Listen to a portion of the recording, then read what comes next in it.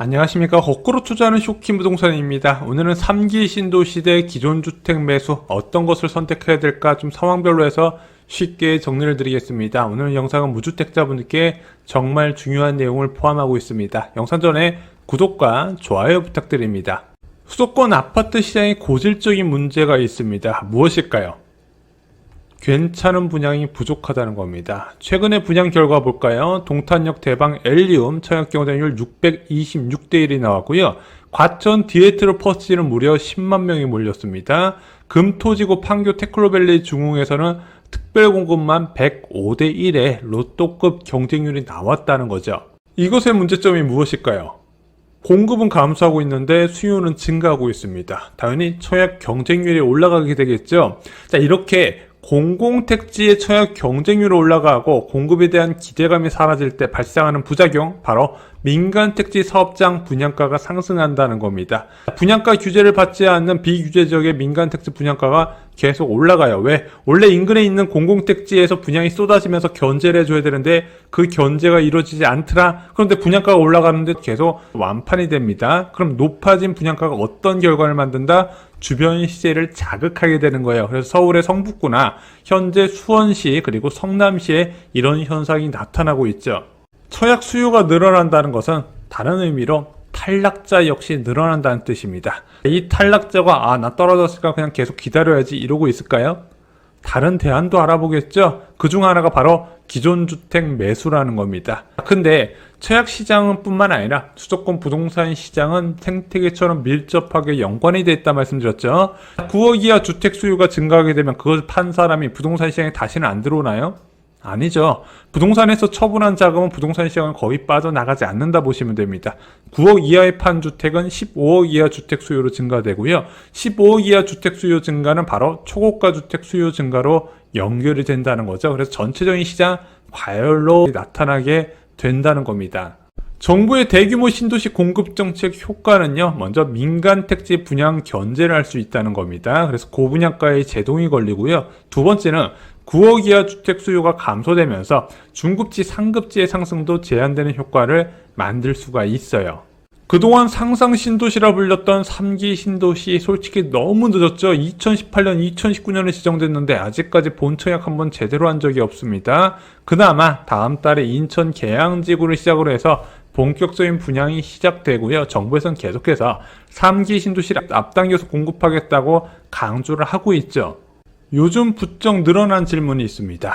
기존 주택 살까요? 3기 신도시 살까요? 당연히 무주택자 입장에서는 요즘 주택가격이 워낙 많이 급등했기 때문에 고민이 될 수밖에 없습니다. 그래서 오늘 세 가지로 나눠서 설명드릴게요. 첫 번째, 3기 신도시 돈이 되냐? 두 번째, 3기 신도시 내가 당첨될 수 있을 것인가? 마지막으로 언제 당첨될 수 있을까까지 쉽게 좀 정리를 드려보겠습니다. 포지션별로 어떤 선택을 하는 게 좋을지 뒤에서 요약 드릴게요.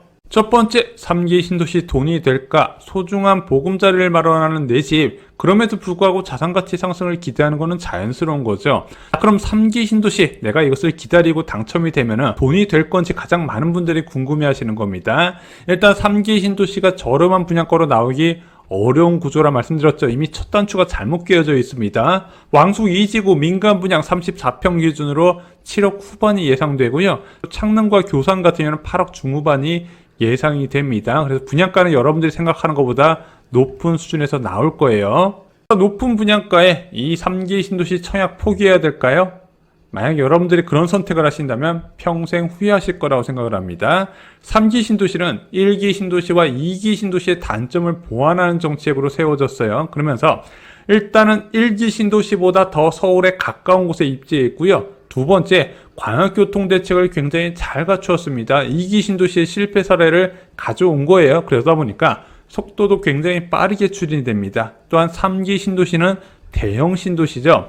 경기도와 인천은 대형 신도시 중심으로 발전한다 말씀을 드렸습니다. 그래서 처음엔 몰라요. 나중에 시간이 지나면 이 신도시 살고 싶다, 가지고 싶다는 이야기가 절로 나오게 되는 겁니다. 몇몇 3기 신도시는요, 이미 로또급으로 올라간 상태예요. 제가 무주택자분들께 자주 강조드리는 거, 세상이 나의 기준에 맞춰지길 기대하지 마시고 내가 세상이 만들어 놓은 기준에 맞춰 가시라. 그리고 이렇게 기준에 맞춘 다음에 좀 힘들더라도 대출 갖고 살다 보면 반드시 보답이 온다는 거죠. 그중 하나가 바로 3기 신도시 청약이 될 거라는 겁니다. 두 번째 주제, 당첨될 수 있을까? 2021년부터 2023년 사전 청약 결과를 보면요, 3기 신도시는 쉽게 받을 수 있는 분양이 절대 아님을 이제 많은 분들이 다 아실 겁니다. 그래서 제가 지금 예상하기로는 고양 창릉지구나 하남 교산지구, 부천 대장지구 같은 경우는 2자녀 이상이나 60점대 가점이 있어야 어느 정도 당첨을 기대할 수 있을 거라 보고 있습니다. 반면에 1자녀이거나 짧은 무주택 기간을 갖고 계신 분들은 신도시 당첨이 쉽지 않을 거라는 게 제 생각입니다. 다시 한번 말씀드리지만 수도권 청약 수요가요, 2021년 사전 청약 당시 묻지마 청약을 했던 수준만큼 올라온 상태입니다. 수도권 동서남북으로 해서 한 20만 명에서 30만 명의 청약 대기 수요가 있는 상황이에요. 사람들도 이제 유튜브를 통해서 정보를 쉽게 얻다 보니까 어떤 입지의 아파트 분양이 향후 발전 가능성이 높은지 다 알고 있기 때문에 좋은 분양, 조금이라도 괜찮은 분양 나오면 벌떼처럼 몰리고 있습니다. 그런 현재 상황을 잊으시면 안 된다는 거죠. 나는 언제 당첨될 수 있을 것인가? 세 번째 주제입니다. 일단 내년까지 8,000호의 공공분양 아파트가 공급될 예정이에요. 문제는 8,000호 물량은 적지는 않은데 얘가 사전 청약을 진행한 단지라는 겁니다. 그럼 사전 청약 당첨자한테 우선 공급되고 이 사람들이 취소한 물량에 한해서 일반 분양이 나오게 되는데 바늘구멍이겠죠. 안 그래도 공공분양 선호도가 갈수록 높아지는 상황에서 사전 청약 물량 제외하고 나오다 보니까 당연히 경쟁률은 높을 수밖에 없을 겁니다. 문제는 그럼 앞으로 공공분양이 많이 나올 것이냐, 그런 것도 아니에요. 일반적인 공공분양도 뉴홈, 나눔형과 선택형 중심으로 나오기 때문에 거의 나오지 않을 것이라고 기대하시는 게 더 낫습니다. 믿을 것은 민간 분양밖에 없다. 민간 분양이 본격적으로 나오는 시기는 언제일까요? LH에서 올해 65필지를 매각할 계획이 있는데 이 중에서 3기 신도시는 5,000호 정도 규모라고 합니다. 그럼 이 5,000호 올해 매각되면 언제 분양이 나올 것인가? 일반적으로 공급된 후 2년 정도 시간이 소요되는 것으로 알려져 있어요. 매각할 때 아예 토지 사용 시기가 2028년 이렇게 못 박혀 있습니다. 그래서 정부가 좀 앞당긴다고 하고 내년에 많이 공급을 쏟아낸다 하더라도 빨라야 2027년부터 본격적인 공급이 가능할 거라고 보는 거예요. 자, 오늘 세 가지 주제에서 정리를 드렸습니다. 보통 3기 신도시 하면은 자본금이 적은 가구에서 선택할 수밖에 없는 옵션이에요. 자, 자본금이 적은 가구의 선택지 한번 상황별로 나눠서 말씀을 드려보겠습니다. 2자녀 가구 또는 가점이 60점대인 외벌이 가구는요, 저는 3기 신도시 도전 한번 해보시라고 말씀을 드리고 싶고요. 당첨 가능성이 적은 외벌이 가구 있지 않습니까? 이런 분들은 5억에서 6억의 자가 마련이나 비인기 공공택지가 있어요. 3기 신도시는 왕숙 신도시가 좀 경쟁률이 낮은 편이고요. 진접 2지구 같이 규모가 작은 공공택지들이 있거든요. 이런 데서 한번 기회를 살펴보시기 바랍니다.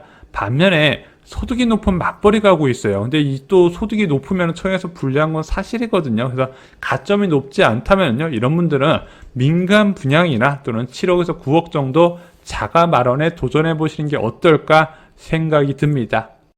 8월 26일 멤버십 영상에서 현재 시장 상황 주말 사이에 좀 굉장히 많이 바뀐 부분이 있어서 정리를 드렸고요. 대응 방법까지도 같이 소개를 해드렸습니다. 지금 굉장히 중요한 변곡점에 있죠. 또한 DH방배 특별공급 결과가 나와서요, 일반 분양 청약 전략을 다시 제시해드렸습니다. 자, 굉장히 좋은 기회이기 때문에요, 정확한 정보에 의해서 청약을 넣으시길 바랍니다. 이상으로 영상 마치겠습니다. 감사합니다.